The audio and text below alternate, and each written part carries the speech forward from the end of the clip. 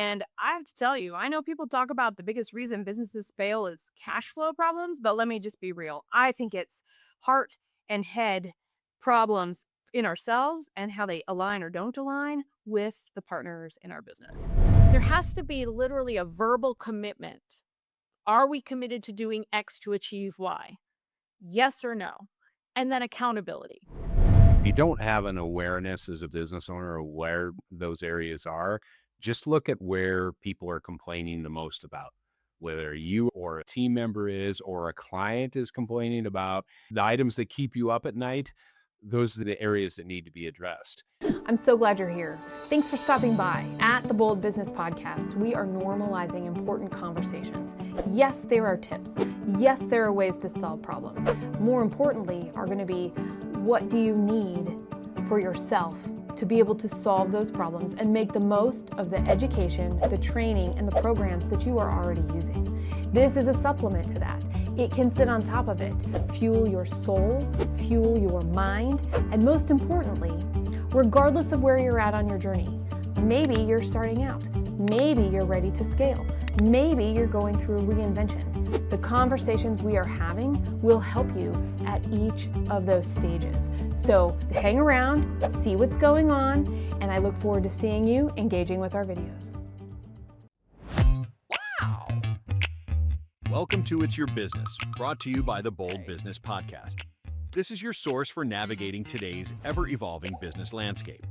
In this program, Jess, Christy, and Dean share the realities of current business challenges and triumphs. Get ready to lead with depth, understanding, and achievement. Hello, welcome to the Bold Business Podcast, hosting It's Your Business. And we have three consultants of various disciplines that come together on It's Your Business to talk about what it means to be bold, what it means to be proactive, and what it means to just do the best work we can right now amidst whatever else is or isn't going on in our life. This is your source for navigating today's ever-evolving business landscape. I'm your host, Jess Dewell, and we are going to get real here with me and the panel with me alongside me. So right now I'm going to do quick introductions of each of us. Christy, say hello and who you are. Christy Maxfield, Purpose First Advisors. We work with growth-oriented business owners who want to plan with the end in mind. Dean Barta at Barta Business Group. We're a group of fractional CFOs that work with small businesses and nonprofits to help them grow and thrive, especially in 2025. And at Red Direction, I and my team are working with the real reality of doing more with less, and how do we turn that into that positive? How do we remain relevant and create our own future today, right now? And here we go with the three of us. Get ready, jump in.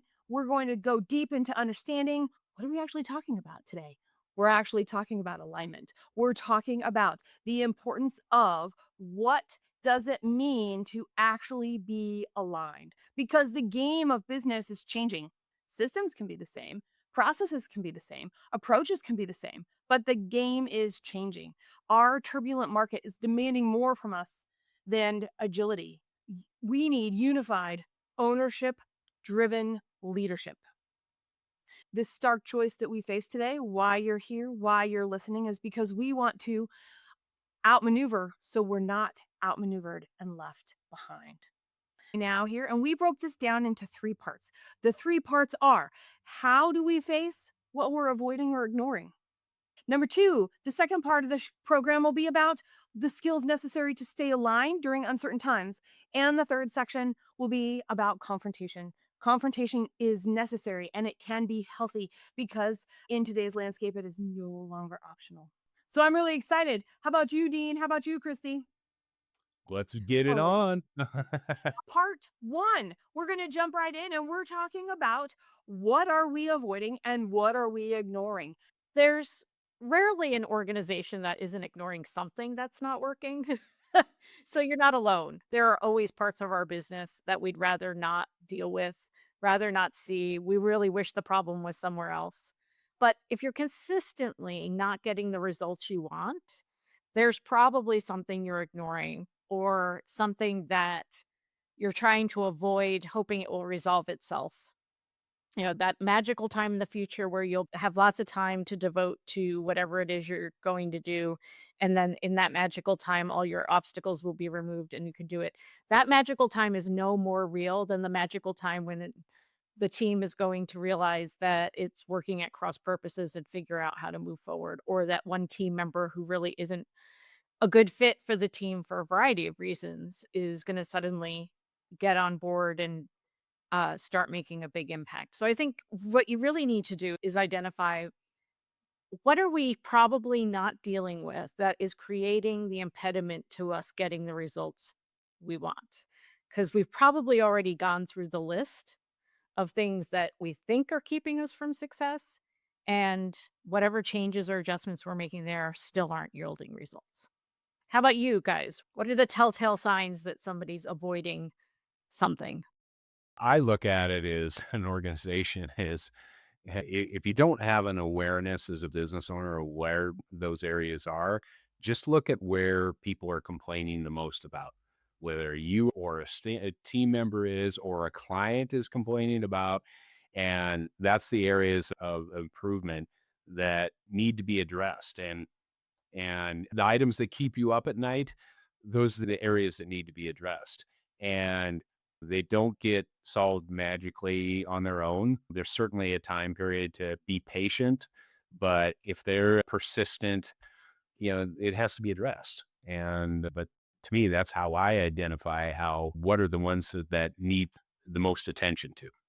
I'm thinking about the meetings that I've been in over the last few weeks. And one of the things that stands out to me are the meetings with the CEOs and executive leadership team members that sit with me one on one. And they say things like, I can't let it go at night because so and so did such and such. I can't let it go because I thought we were going to make progress today and all this other stuff happened and it feels like we went backward. That particular conversation, whether it's regarding a person, whether it's regarding a thing, whether it's regarding the schedule, hey, that would be my first clue that there's something going on to say, what is it? And where is it? Is it happening at a value level, like the way we do our work here and our business values and how they're defined and show up? Or is it how we're adding value? Is there something in our value proposition that no longer is working and our clients are starting to make different decisions, but we haven't been able to articulate it yet? Or is it we're just all overwhelmed and have none of us had a break? And so we're in that place where we're all just nitpicky with each other because it's like those people that come to your house and stay a couple days too long. When they stay too long and you're like, could you please go? When that happens in our office space, when that happens with our teams, that just means we've been running too high too long. I actually thought what you were gonna say, Jess, was the meetings where we talk about the same thing over and over again, because I think that's also one of the signs that we're either avoiding something or ignoring something, but in particular that we're not aligned, that the problem isn't that we don't have the right tool, the problem isn't that we haven't trained people well, that because we've probably worked through those. We've tested the process, we've tested the message, we've tested the capabilities of the team and things like that, and it's still not working. So where are we misaligned? And that speaks to one of the both who's complaining was Dean's thing. So who continues to be unhappy with what the end result is and why? And then who's making decisions that as the leader of the organization leave you thinking what were they thinking? And that to me is the signal of we're not on the same page. We think we're on the same page. We might be using the same words, but we're not actually talking about the same thing. And even when we say we're on the same page, something happens between being on the same page together in the room and what actually gets executed. And that those things are it's hard to make any headway if we can't then have frank conversations about where the disconnect is happening. Like we said, we all agreed we were going to do X, Y, and Z. And then at the end of the week, it wasn't done. We can have lots of excuses, but more importantly, what is the fundamental disagreement that's occurring that's keeping us from doing what we need to do?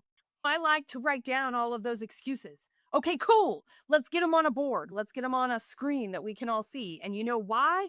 Because I'll bet you there's some overlap. And when we see the same thing from more than one person, aha, we're actually not focused on what we want to be. So why not? And it becomes clearer when all of that can be put out into the open. Let's just get all, in this case, excuses, gripes, whatever on a board, and how many are the same, and how many of us are feeling that way. I'm struggling with sports analogies. One, because I didn't play that many team sports and don't watch that many team sports. But I'm like thinking one of the things that's very clear is in sports is, so who's the team captain? Who's the coach? Who's calling the shots, right? And in the elite sports arena, you don't get there unless you've demonstrated along the way that whether you like the call that was made on the field or not, you're willing to execute your part in the plan. The running back's not stopping mid-play going, I didn't want to go that way. But they know what their part is and they train for that part and they practice for that part. And they've had that debate off the playing field about when do we use this kind of play and how do we do it and what does it take to execute it. But they are not leaving the huddle and going, I know he wants me to run down and deep, but I'm going to run. There are times that coaches will expect something or the way a play has done, and somebody that's on in the group will just do something totally different. And everybody is surprised. And there's usually a reason for that too, which is another good reason to whatever we want to name it here for our purposes. It's time to take a quick break and we need to just sync up just to recognize we're out of sync. Sometimes that's as little as we need. And that's called a timeout. But even in a timeout, is get your stuff together, man. Yeah, exactly. You take a timeout. You could use the word realign, but and remind them that, hey, we discussed this play. This is what you need to do. And if you can't execute it, I will find someone off the bench who can execute it. It goes back to what we were talking about. The results are in the actions, or the lack of results are in the lack of action. So coming to the timeout, that's where during any professional sport, they're not going to wait till the third period or fourth quarter. A lot of times you see it's frustrating, but teams will do it sometimes in the first 5 minutes of a game. And because they don't want to be dealing with those problems later on in the game when it really is more on the line, you got to jump in and correct.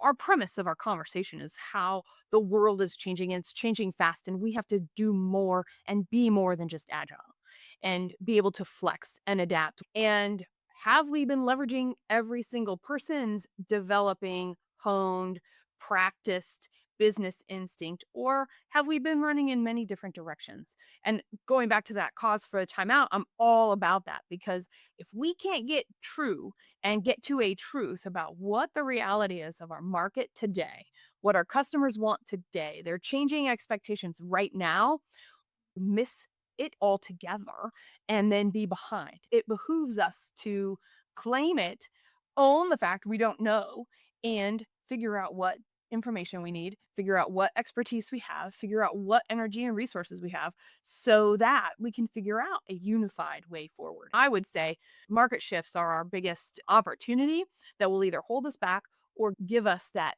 leg. And if someone's ignoring them on your team, is choosing to do things aligned with the strategy you've discussed and decided upon because they don't agree that's the right response to the shift, the market shift, then that has to be discussed. And I think the thing we tend to avoid is having what we would call a hard discussion or a tough conversation about the fact that someone isn't doing what they said they would do. Someone has said they've committed to doing XYZ, but their actions don't reflect that.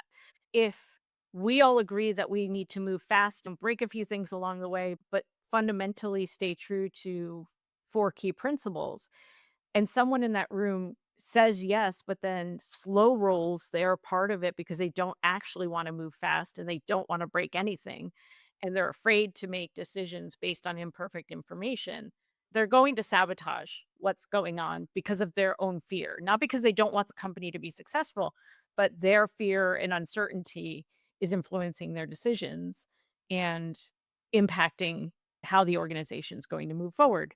And when things are volatile and uncertain, Anything you've overlooked of, oh, Christy takes things in her own time. It takes her a little while to get on board, but once she's on board, she does a great job. That might be something you've been avoiding or ignoring because it didn't cause too much harm, but now that's going to impact the top or bottom line. And it's a waste of resources. I had a business that fell apart because of that. Actually, myself and another person started a business. We had clients lined up, we had taken money, we had done all of this amazing pre-work, and we were ready to hit the ground running. And then what happened? Sabotage. And it was out of fear. And all of these little things of that person's insecurity showed up in our partnership, and it made me insecure. So my sabotage showed up, and we were just a spiraling hot mess. In the end, it turned out we needed to shelve the whole thing, give the money back, and tell the clients, I'm sorry, you're going to have to go find somebody else. It ended very badly. And it wasn't because we couldn't see it, it was because we couldn't bridge it. And so that was something I wish I had known back then, because anybody outside of that partnership could have provided some sort of a guiding light, a place with which we could remember why we came together, where we are aligned, and then figure out how to face our biggest fears that come with starting a company. And I have to tell you, I know people talk about the biggest reason businesses fail is cash flow problems, but let me just be real. I think it's heart and head problems in ourselves and how they align or don't align with the partners in our business. I'll mention too, and see if this resonates with you all, is before you even recognize is in Jess, I know I can talk about it from a partnership standpoint, but you can too. You would have done things differently even before getting into the partnership. So you're backing up the history timeline. We would have done things differently. And it could be in an employee situation. I wish I would have asked this employee this and this, because it wasn't until they were in the job that I found out they're not capable of doing this particular job, whether it's a skill set or an attitude about it, or if it's a position that takes someone who can handle, say, confrontation, but they're afraid of confrontation. That's not a good fit. Guess what? Next time we hire a person, we're going to ask those other questions or bring up these scenarios, or we look at joining a partnership. We're going to say, okay, we learned this from the other partnership, and let's make sure that those questions are answered before we even get into the partnership, so you don't even get to that misalignment issue in the first place. I'm your host, Jess Dewell, and we're getting down to business on the Bold Business Podcast. This is where we're tackling the challenges that matter most to you with actionable and achievable advice to get real results that lead to your success. Don't forget, press that bell icon so you never miss a program. And it's time to subscribe as well. Focused on growth? Listen to more programs like this which support the challenges and opportunities you are working with right now. Come on! Search Bold Business Podcast for the key terms at reddirection.com or your preferred podcast listening app. We've moved into this part one. Where are we going? Are we avoiding and ignoring things to get to where we're going? And we've started to move into this second piece, the how do you stay aligned during these times of uncertainty, high pressure, fast movement, and what skills and tools do we need? I appreciate both of these stories because, Dean, you're right. Doing it different, we can always do it different the next time. But boy, hindsight really does bring a value set of what do we like, what do we not like, and can we identify those gaps early? We can talk about ourselves, and we can put everything in relationship to self-awareness for ourselves, and hoping that the people that we are in partnership with, making these strategic decisions that are guiding employees forward and keeping this company relevant over time, are doing their inner work also. So I'm going to talk about the way we do our business, like the actual tactical day-to-day stuff, for a few minutes. And this is going to be whatever technology we're using, whatever data we're getting, whatever dashboards we have going on. This is how we've chosen to communicate. And if we have been ignoring something, or if we have been avoiding something, it means our data has not given us the information we need to face it, which is not good from a strategic perspective. But also, let's just talk about the processes we use, the methodologies that we may have to create a cadence, or systems and technologies that we've chosen. Are we fully utilizing them? Are they starting to get obsolete? Do they actually help us set our customer expectations? And if we don't have the things in place to recognize, hey, it's time to ask this question, which, by the way, I'm a big believer in planning with the end in mind. I know that's one of the 7 habits of highly successful people's goal setting. I believe that is very important for implementing a tool. A tool has an end life. A process has an end life. A methodology that we use in our business will have an end life. It'll hit a ceiling that we can't break through unless we change, and we change it along with us. And so when I think about this and I think about the amount of data we have, how do we tap into that? And that is so important from a gains perspective. It is so important from understanding exactly where we are to choose, because it would be great to choose 5 things to change all at once. It doesn't matter how big or how little you are, 5 things is a lot to change all at once. So, what's one thing that can be focused on that improves the most? And we can only do that if we have data, if we know our numbers, if we understand what's important to the success of our business and what those indicators are, and can we measure them? Or how might we understand the output of other measurements telling us that something is on track or not? Because everything we're talking about tactically and practically right now comes from clues that we thought would be in place that we're looking for. We planned for that with our hearts and our guts and our, well, heart, gut, brain, right? We also recognize that other things will show up in the world that we can and cannot control, that may go, oh, this is actually something we didn't think of, but the output, the results are enough that we need to take a closer look. Does our data help us answer that problem? Does our data help us understand how much do we influence this challenge that has shown up, this opportunity that has shown up? And it's more than discernment. It's more than everything else. It is fortitude every single day to go, I know there's going to be a challenge today. And that's where these strategic, higher level conversations come in, because that long-term growth is going to happen only with our intention in those small strategic times where we come together and work and solve these bigger problems. I have a very recent experience where the data was available, but the story being told about the data wasn't helpful.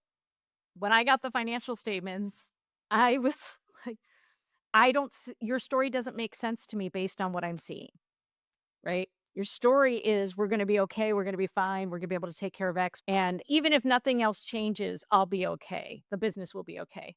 And I was like, the data is not telling me that story. The data has me concerned. So where is the story coming from? And what data are you using?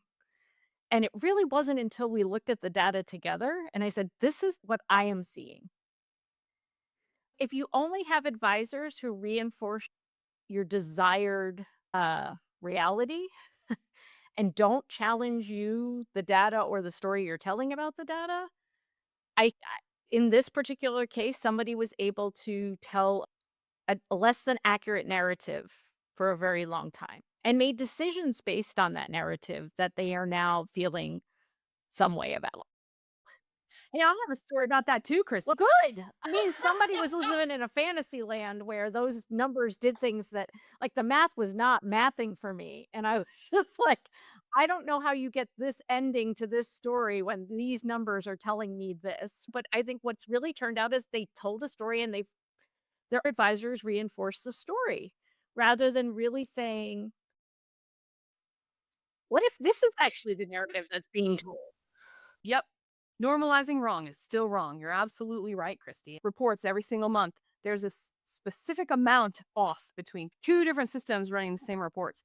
And you'd think if it was an error, it would change every month or be variable. It never was. Finally, I'm like, hello, this is not quite right. We have to figure out why we have 2 different systems creating this data and we are off the same amount to the cent to get to the percentage amount off. Like point whatever cents, not even dollars. We're talking about pennies on the dollar here. And Lots of time went by and lots of pushing of the systems. Help me understand, walk through this. Turns out one of the systems was adjusted. Turns out there was theft going on. And without that secondary backup system, embezzlement would have never been found. Those two systems would have just been like, they're just enough different. This is acceptable. And it could have become normal. Exactly. This is the point where, and we're talking about numbers here. So, how can we speak up? How can we stick with it? Because when we know in our gut or our heart or our mind, and nobody listens, it doesn't mean we're a whistleblower necessarily. It means something's out of alignment. And if we don't get it right, there's going to be other ripples down the road that are our problem. No. Yeah. And it's engagement that people have. And yeah, whether I've been in meetings before where that people just, oh, that looks good. And they're not really engaging with it. And you had a great example, Jess, is that, and you did too. Someone's got to stand up and say, wait a minute, that doesn't make sense to me. And those are the people that are engaged. And so I look for the level of engagement and I seek out, if you will, dissent. Hey, have you looked at it from this direction? Because I'm not quite understanding. Some people are just afraid to ask that question, or we've already been in a meeting for 45 minutes. Do I want to really make this a longer meeting by asking this question? But yeah, you do it because that's the level of engagement that I demand working with people.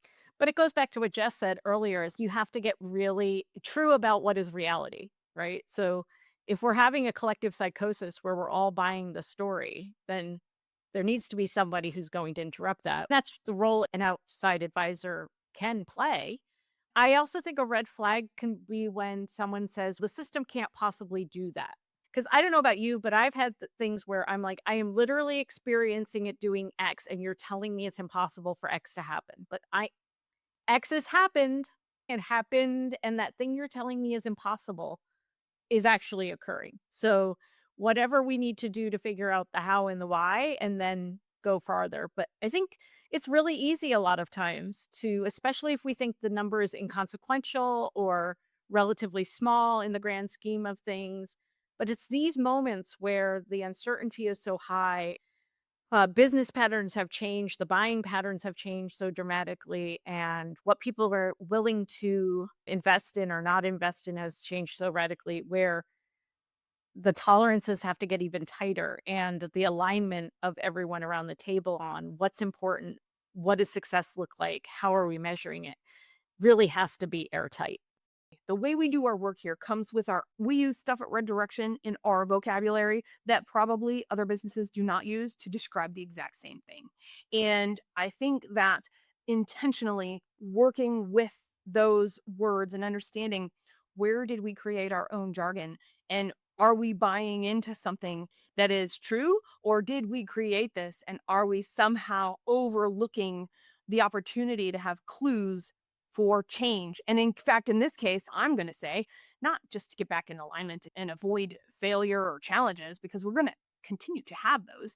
I'm saying when we challenge our vocabulary, when we make sure we understand the words we're using and what they actually mean, we can proactively change as well and innovate and create, because we're able to better understand the limits that we have set. Every mission, it's a set of limits. Here's what we do and here's what we don't do. We have boundaries and we have limits everywhere. This is how much money we have. This is how much energy we have. This is how much capacity our technology can support. Whatever it is, there's a limit out there. So how do we leverage that in a positive way?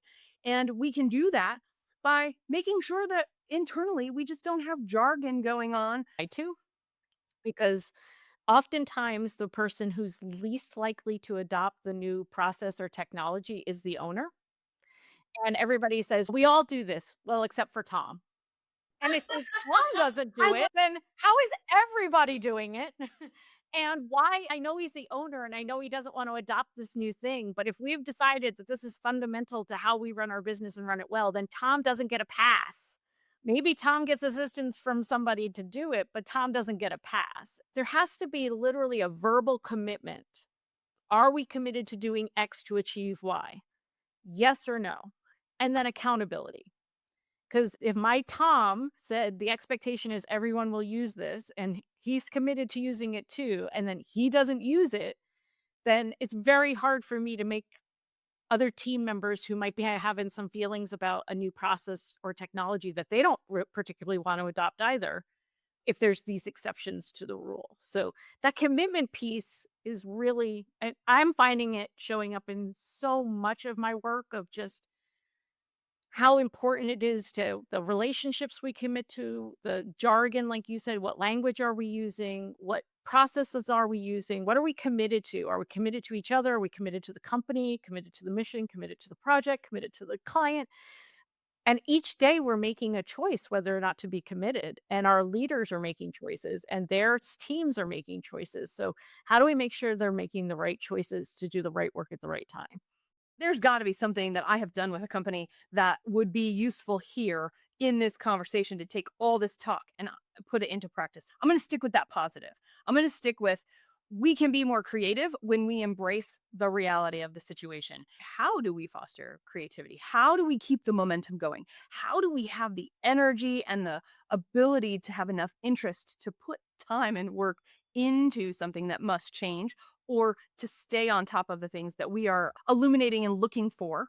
I would say, why not do a past future alignment workshop?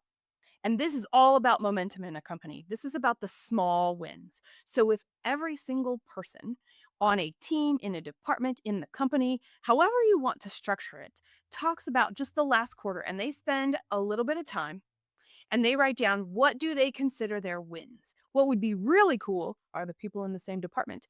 Do they share the same wins with each other? If not, opportunity to align closer. If so, great momentum already. This is so important for us to know as the strategic decision makers, how we're going to do it, what are the adjustments we are going to make, will they stick? Because everything we do, we want to keep the momentum and build it. So how do we get people to see that together that they have achieved some similar wins and use that momentum together? I did that. I was part of this win because when we're looking at those wins, it does allow us to go, hey, cool.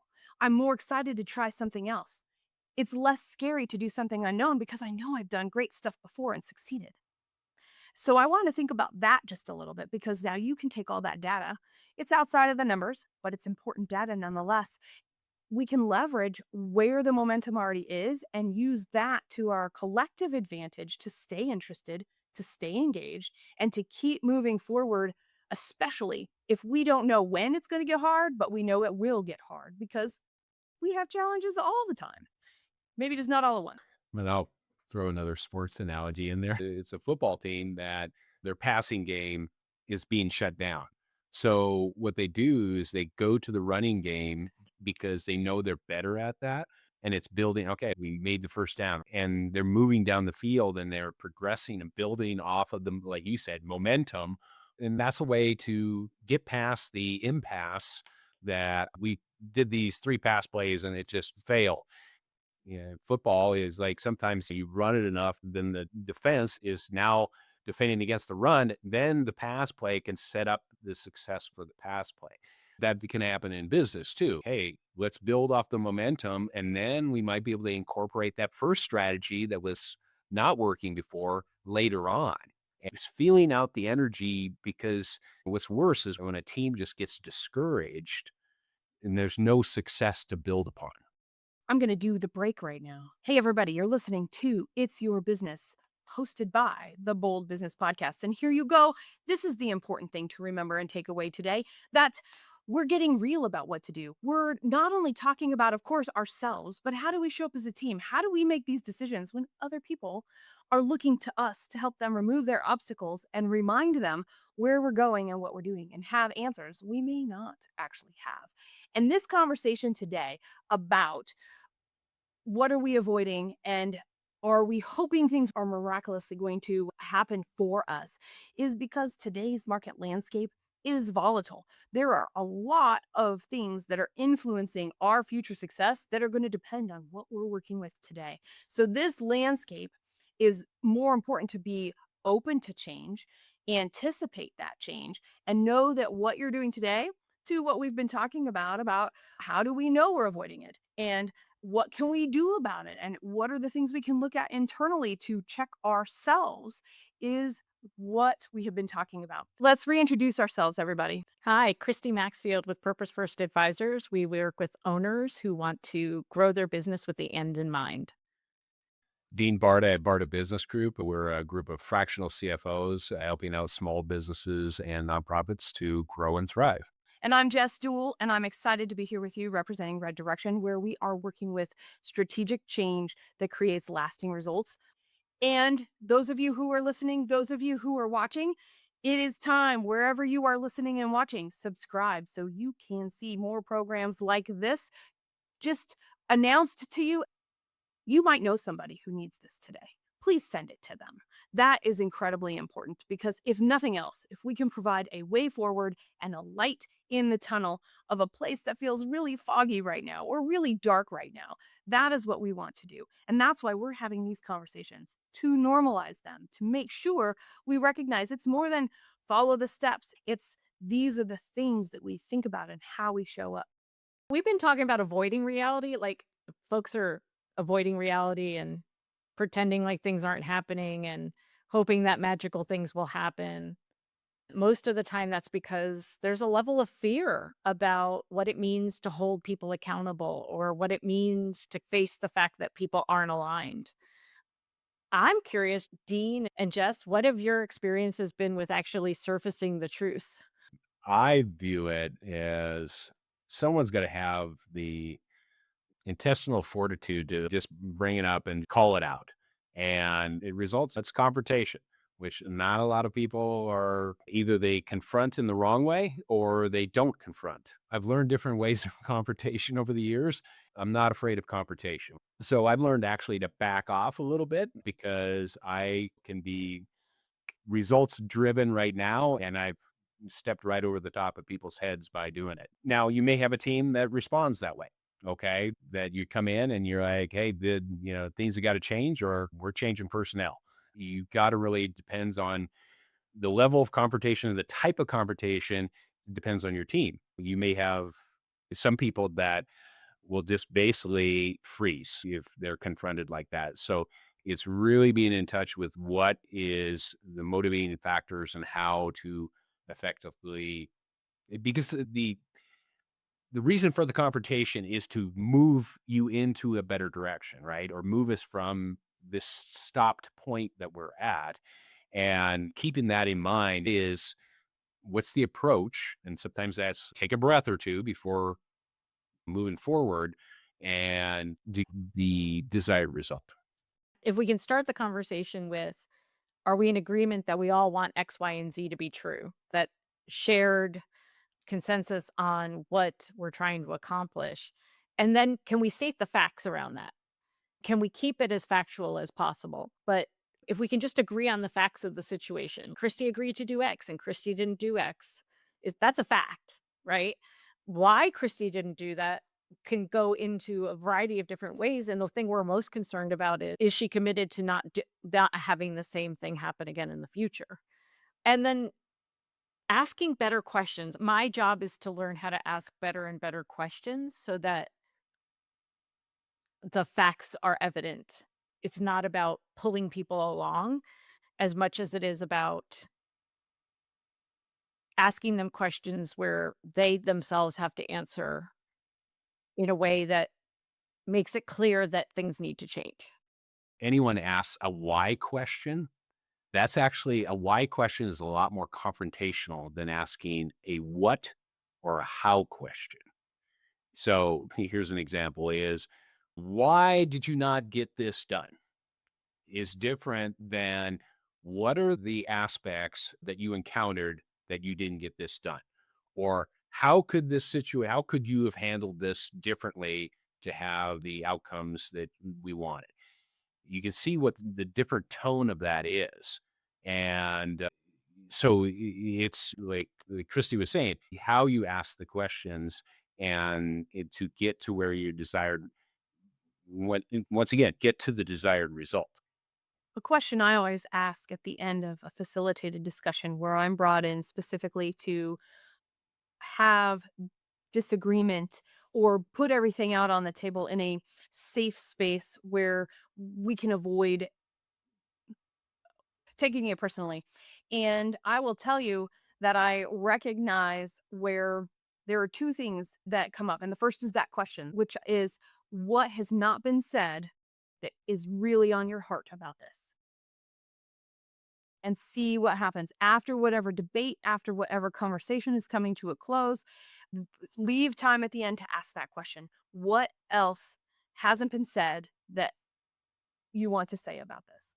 And that leads into the second piece, which is now we have all of the things here. We can actually take what everybody has said in whatever form, and we can lay that decision making process over the top of it with our business goals for now and for the future and in place, with our mission in place, with our strengths analysis, opportunities and threats analysis, because we've got all the information and all the heads out.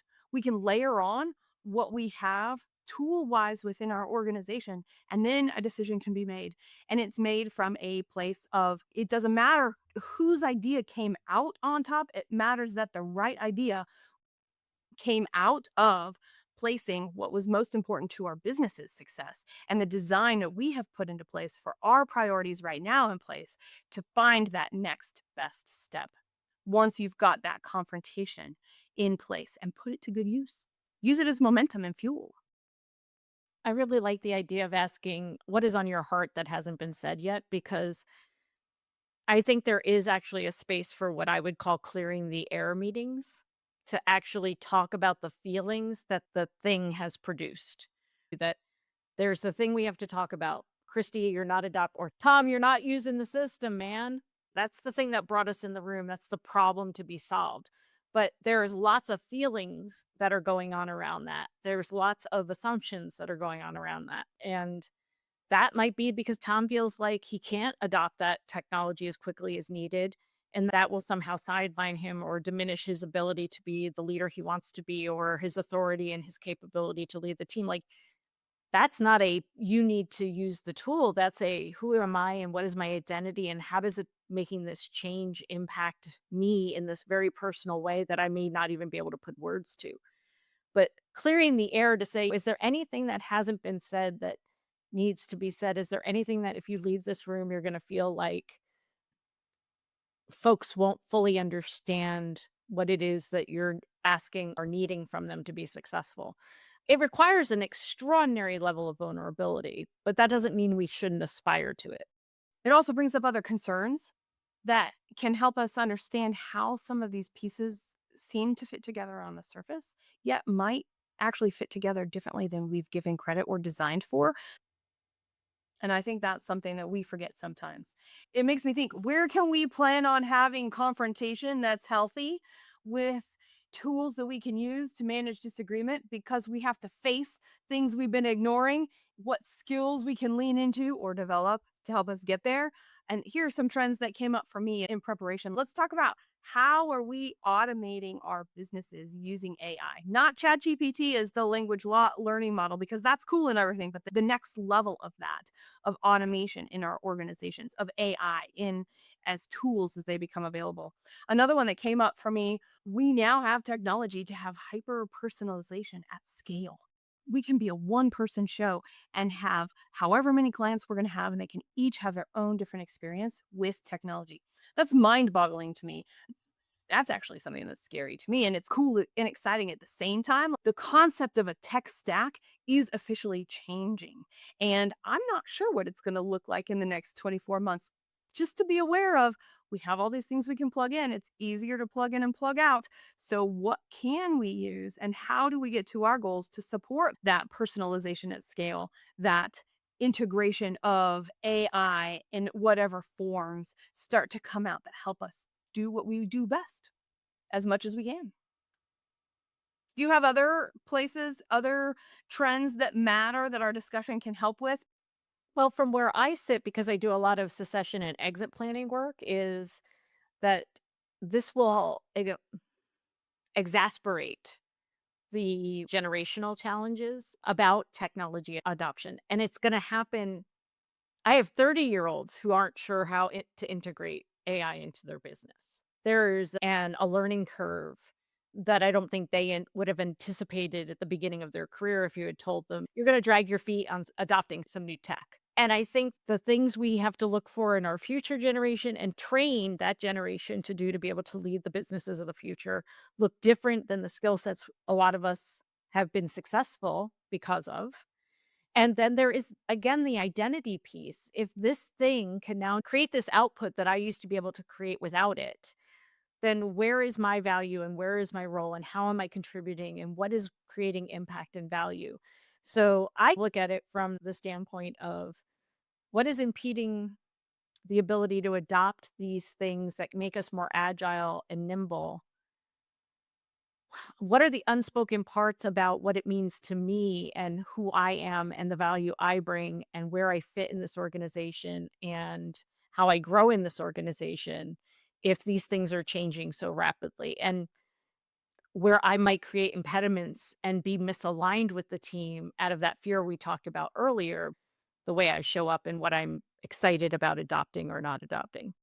Worked with organizations before where they wouldn't change an accounting system because they would lose their senior accounting person because she was flat out, if I have to work with a different system, I won't be here, which is directly in conflict with what I would be doing. Because if I had an employee like that, I'd be like, you enjoy that time at a different employer because that's not the attitude we have here.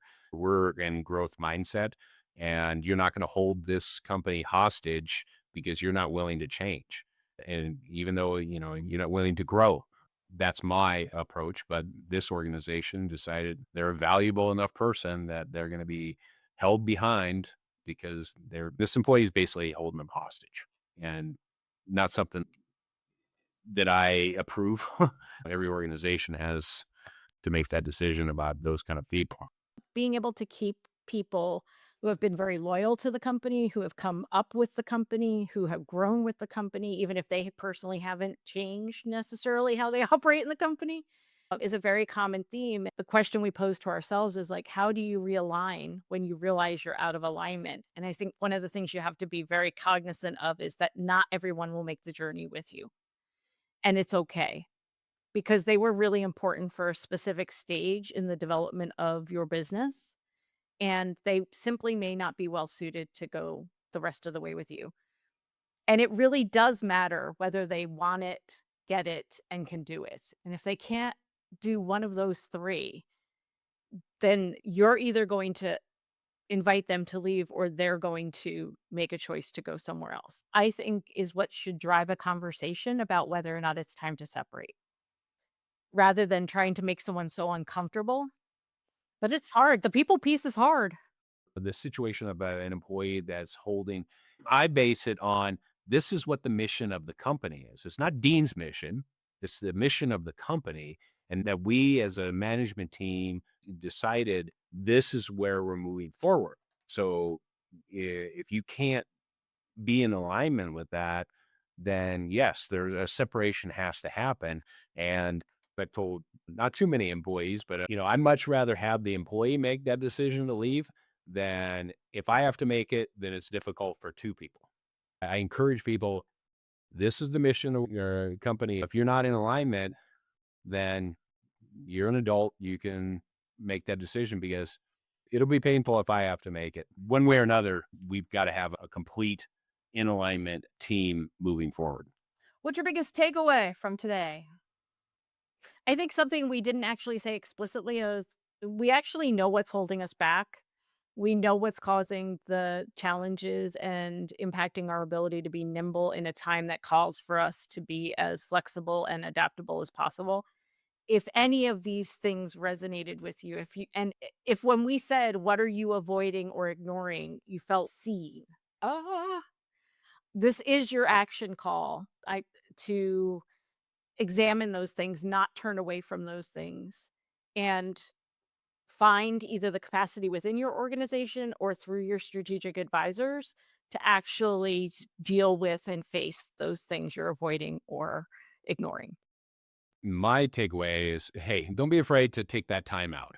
And just if you know that the team or organization is moving in a direction that isn't productive or aligned with the goals, as a leader or a management team, you got to just say, stop, wait a minute.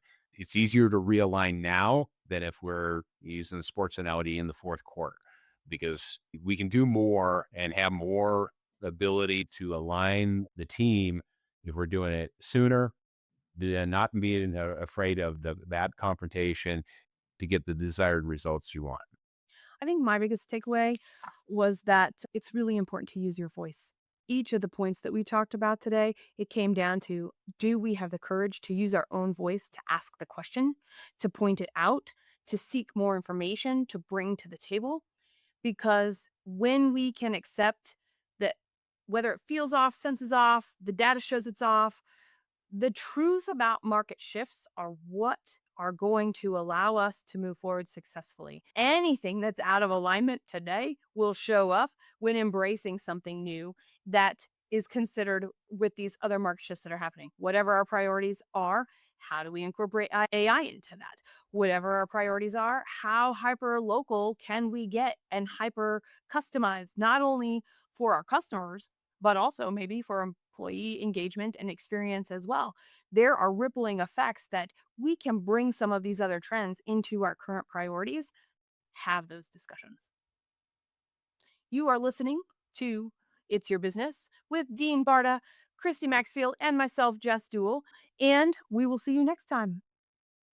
Every single time I have a conversation, I take away something that I want to share with 25 people. I know when you're listening to this podcast, you're also listening for that and will have something that you want to share. In the comments, I would like for you to engage with us. What is that thing that you want to tell 25 people from this program? Here's why it's important. It's important because, yeah, there are going to be how-tos. Yes, there are going to be steps. Yes, you're going to be like, oh, I wish I wrote that down. I wish I wasn't doing this and I could actually take action on that right now. But guess what? You're not. So engage right now, because that one thing you want to share with others will be the thing that you can figure out how to incorporate in your business, in your workflow, in your style tomorrow. Wow! Jess hosts the Bold Business Podcast to provide insights for building a resilient, profitable business by deeply understanding your growth strategy, ensuring market relevance, and your company's future. It is bold to deeply understand your growth strategy with your host, Jess Dewell. Get more information about how to drive solutions and reset your growth mindset at reddirection.com. Thank you for joining us, and special thanks to our post-production team at The Scott Treatment.